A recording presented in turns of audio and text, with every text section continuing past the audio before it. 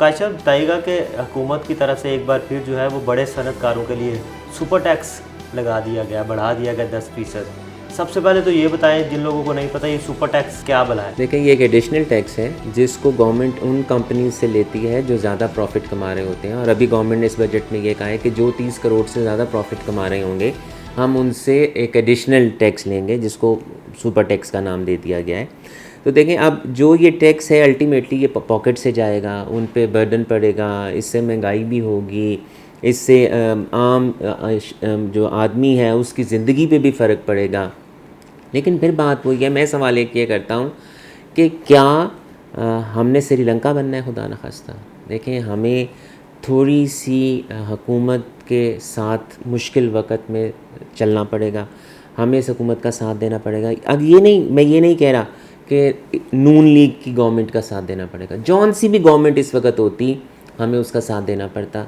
हमें टैक्स, जो हम बार बार कहते हैं कि हमें अपनी टैक्स बेस को बढ़ाना है, हमें ज़्यादा से ज़्यादा टैक्स देना है, हमें ज़्यादा से ज़्यादा टैक्स देना है। अब आज भी क्या IMF ने कहा है कि आपने 7,000 अरब रुपया इकट्ठा नहीं करना, आपने 7,440 अरब रुपया इकट्ठा करना है। तो वो कैसे होगा? अब पैसा इकट्ठा करना आसान तो नहीं है, लेकिन देखें, हाँ ये बात ज़रूर है कि गवर्नमेंट को स्टेक होल्डर्स के साथ ज़रूर बात करनी चाहिए। मैं ज़ाती तौर पे ये ज़रूर समझता हूँ कि गवर्नमेंट अगर टैक्स लगा भी रही है तो जो ऐसा पैसा जो अनडिक्लेयर्ड है, जो टैक्स में नहीं है, जो लोगों की वेल्थ में नहीं है, जो वाइट नहीं है, उससे एक दफ़ा मौका ज़रूर दिया जाना चाहिए। क्योंकि देखें, टैक्स के सिस्टम जितने कॉम्प्लिकेटेड हो गए हैं और डिपार्टमेंट्स के पास इतनी इन्फॉर्मेशन है कि कोई अपना ऐसा पैसा जो डिक्लेयर्ड नहीं है वो अपनी बैंक में नहीं ला सकता, वो अपनी वेल्थ में नहीं ला सकता। तो गवर्नमेंट को, IMF को इस पॉइंट पे ज़रूर कन्विंस करना चाहिए, चाहे वो रेट ज़्यादा रख लें एमनेस्टी का। नॉर्मल एमनेस्टीज़ का रेट 5% होता है, आप 10% एमनेस्टी का रेट रख लें, लेकिन उस पैसे को आने दें। क्योंकि जब तक वो पैसा नहीं आएगा आपकी इंडस्ट्री नहीं चलेगी, आपके रोज़गार नहीं मिलेंगे, आपकी मईशत नहीं चलेगी, आपको टैक्स भी उससे मिलेगा। और अल्टीमेटली जब पैसा इकॉनमी में सर्कुलेट होता है तो बहुत ज़्यादा पैसा इकट्ठा होता है। एक और बात आपको यहाँ बताऊँ कि ये हम अगले साल के लिए प्रपोज़ कर रहे हैं। अब देखें, इंशाल्लाह अगर रशिया और यूक्रेन की जंग ख़त्म हो जाती है तो इंटरनेशनल मार्केट में प्राइसेस को फ़र्क पड़ेगा। आपका IMF के साथ डील हो जाता है तो आपके जो लोन्स हैं आपको वो मिल जाएंगे, आपके जो दोस्त ममालिक हैं वो आपको पैसे आपके रोल ओवर कर देंगे। आपको वो तमाम दोस्तों ने आपको ये कहा है कि पहले आप IMF के साथ जाकर डील करें, उसके बाद हमारे पास आएँ। तो देखें, इस वक्त जो सबसे ज़्यादा ज़रूरी पाकिस्तान की मईशत के लिए है वो IMF के साथ एग्रीमेंट को बहाल करना है। तो शायद जो गवर्नमेंट मौजूदा है वो इस वक्त इतनी मजबूर है कि उसके पास दूसरी और ऑप्शन कोई नहीं है। क्योंकि अगर हम नहीं करेंगे तो $8 बिलियन के करीब हमारे रिजर्व्स चले गए हैं। तो हमारे पास तो इतना पैसा भी नहीं है।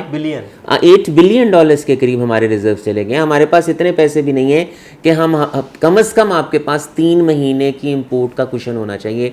हमारे पास इस वक्त 1-1.5 महीने के इंपोर्ट का कुशन भी नहीं है। इंपोर्ट्स हमारी बढ़ती जा रही हैं, एक्सपोर्ट्स हम बढ़ा नहीं रहे। और देखें, और मैं आपको एक और बात बताऊं कि जब महंगाई होगी तो आपकी एक्सपोर्ट्स पे भी फ़र्क पड़ेगा, क्योंकि हम इंपोर्ट बेस्ड कंट्री हैं।